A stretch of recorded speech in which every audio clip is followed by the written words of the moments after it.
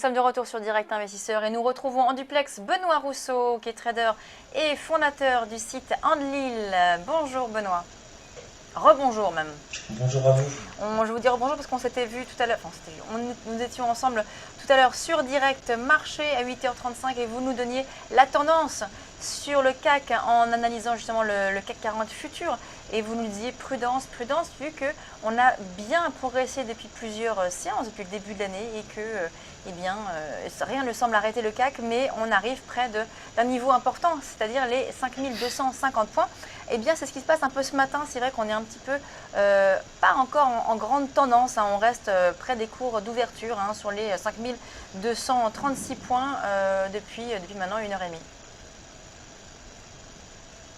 C'est exactement ça. Vous m'avez appelé il y a 2 heures à 8h30 pour le CAC 40 futur. On était à 5237 et en ce moment, on est toujours à 5237. On a une petite variation en cours de séance, notamment à l'ouverture.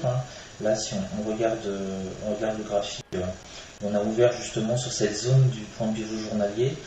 On a baissé très rapidement dans le premier quart d'heure et on a été testé le support 1 journalier. Il a tenu et on a rebondi de manière assez rapide dessus.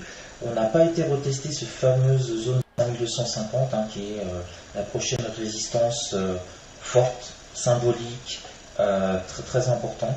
Et là, on est effectivement totalement hésitant. On revient sur le point de pivot journalier et j'ai l'impression qu'on risque de se traîner quand même un petit peu sur le point de pivot journalier encore ce matin sur le CAC 40, une bonne partie de la journée, en attendant un petit peu les États-Unis, puisque les États-Unis ont progressé. Ils sont aussi sur des niveaux très importants. On a le S&P à 2100 points, donc là aussi niveau extrêmement symbolique sur futur. Donc je pense qu'on va certainement voir beaucoup plus de nervosité cet après-midi avec l'ouverture des marchés américains. Là, c'est on attend. Alors Benoît, on a un petit peu attentiste. On est très haut, on a progressé formidablement. C'est la plus belle hausse de ces 10 ou 15 dernières années en un trimestre. Et maintenant, on attend un petit peu. Alors Benoît, justement, on a eu une configuration de marché que vous appréciez vendredi, puisqu'on a terminé la semaine sur des plus hauts. Alors justement, est-ce que vous avez pu profiter du fait qu'on termine sur les plus hauts pour prendre des positions vendeuses, pour profiter potentiellement de la baisse à l'ouverture des futurs? Ce qui s'est passé ce matin d'ailleurs. C'est exactement ce qui s'est passé, oui, c'est une technique que j'utilise et je vais vous le mettre sur une semaine pour qu'on comprenne bien. Voilà. Donc là, je vous ai mis le CAC 40 sur une semaine. C'est valable aussi sur le DAX 30 ou éventuellement le Dow Jones 30, c'est les 3 gros indices que je trade. Et une fois tous les 15 ans, le Nikkei, comme la semaine dernière. Donc en fait, cette stratégie se base sur le fait qu'on est vraiment dans un trend extrêmement marqué, un trend haussier. Et donc si on finit sur le plus haut hebdomadaire le vendredi, donc ici, je put, je me mets à vendre, donc c'est risqué parce que c'est un risque maîtrisé, mais c'est du contre-tendance, donc il faut être en levier relativement modéré. Et avec un objectif pour revendre effectivement assez rapidement, généralement le lundi matin, on a, vous voyez là, on le voit bien, on a monté non-stop du lundi au vendredi quasiment une droite, on peut faire une belle droite de tendance, et puis on s'essouffle toujours un petit peu, enfin toujours, dans 90% des cas, le lundi, si on finit le vendredi sur un plus haut hebdomadaire, on a tendance à rebaisser un tout petit peu, et là on peut récupérer quelques points. Alors c'est un fort taux de réussite, on récupère quelques points sur le CAC 40, quelques points sur le DAX 30. Ça reste quand même décevant parce que le véritable objectif derrière cette technique, c'est l'espoir que l'on ait un événement important ou une prise de bénéfice très importante le lundi matin et qu'on ouvre sur un gap baissier. Et alors ça s'est arrivé une fois ou deux l'année dernière. Et là, vraiment, c'est un petit peu Alors, soit le pactole, si on a la chance d'avoir une semaine de baisse non-stop et qu'on reste en swing trading, soit ça fait un très beau gain en day trading. Voilà, donc mais j'insiste bien, c'est du contre-tendance, hein, donc il faut vraiment être en petit levier. Et ça se base sur une autre idée. C'est que comme on a tendance haussière, on a monté non-stop pendant une semaine, on n'a pas beaucoup d'événements à l'heure actuelle qui pourraient faire qu'un lundi matin on ouvre sur un gap haussier à nouveau. Quel est l'événement actuellement qui pourrait nous faire ouvrir sur un gap haussier un lundi? Je n'en vois pas. Tous les QE ont été distribués, on n'a pas vraiment de surprise possible. Donc c'est un risque vraiment assez limité. On a peu de probabilité d'ouvrir sur un gap haussier de 1,5% un lundi matin. Je ne sais pas quelle nouvelle vraiment pourrait tomber exceptionnelle que personne n'attend.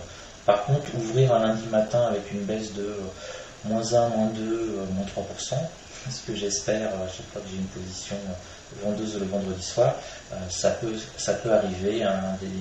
Il peut se passer quelque chose en Asie, on arrive au-dessus on est sur les 20 000 points sur le Japon, donc on peut à un moment avoir quand même une prise de bénéfice. On a monté un trimestre complet.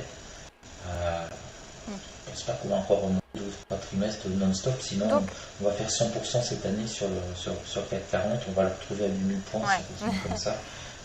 Ça quand même peu Donc sur le CAC, là, Benoît, quel est votre objectif? Est-ce que vous avez un objectif d'ailleurs sur l'indice parisien? Ou est-ce que pour l'instant vous regardez un peu comment ça se passe? Pour de l'intraday. Alors, l'objectif depuis quelques mois, c'était d'acheter et d'attendre. J'ai revendu beaucoup trop tôt mes positions acheteuses. Maintenant, j'ai du mal à rentrer à nouveau sur le marché, donc je fais que l'intraday sur CAC 40. Hein. Alors ceux qui ont pu rentrer en janvier ou en février sur CAC 40, toujours le même système, hein, gardez votre position, ça monte, remontez votre stop profit régulièrement et quand ça prend 3%, vous le remontez de 1% et vous accompagnez comme ça une hausse. Par contre, pour rentrer sur le marché, c'est beaucoup plus difficile. Donc là, je fais vraiment de l'intraday sur CAC 40 à l'heure actuelle. Donc je vais vous montrer un petit peu mes niveaux. Donc là, j'ai la R1 journalière, on voit bien en rouge à 5260 points. Donc on est au-dessus des 5250. Donc si éventuellement on va sur les 5250, on peut avoir une réaction, en théorie c'est la réaction qu'on a eue ce matin de baisse. Si on les casse, on va être bloqué sur les 5260. Donc là je me mettrai en position vendeuse aujourd'hui sur 40 vers les 5264-65 pour un retour sur les 5250 et en espérant plus bas, c'est-à-dire les 5240. Position acheteuse, il faudrait que ça baisse un peu. Et pour le moment, la position acheteuse qu'il fallait tenter, c'était visiblement pour le moment à 9h15 sur le rebond sur la S1 journalière. Mais je ne l'ai pas pris parce que je trouve ça encore trop haut pour me mettre à acheter. Là, je préfère vendre en fait. Hein, si on me donnait le choix sur la journée, je préférerais vendre sur 5260 que d'avoir une nouvelle occasion acheteuse à 5220. Ça fait quand même haut. Pour acheter, là, j'ai cette zone-là qui est sous les 5002 à 5180, 5175 idéalement, qui correspond au point pivot hebdomadaire, la S3 journalière. Donc là, ça pourrait être une entrée assez intéressante pour l'intraday, mais c'est pas du tout le profil actuel de la journée. Il faudrait qu'on baisse de 1,2%. Pour l'instant, on va stagner. Cet après-midi, j'espère que ça va bouger un petit peu plus. Merci beaucoup Benoît Rousseau, donc trader et fondateur d'Andlil. Merci beaucoup, à demain pour de nouvelles analyses. On passe à la suite de Direct Investisseur.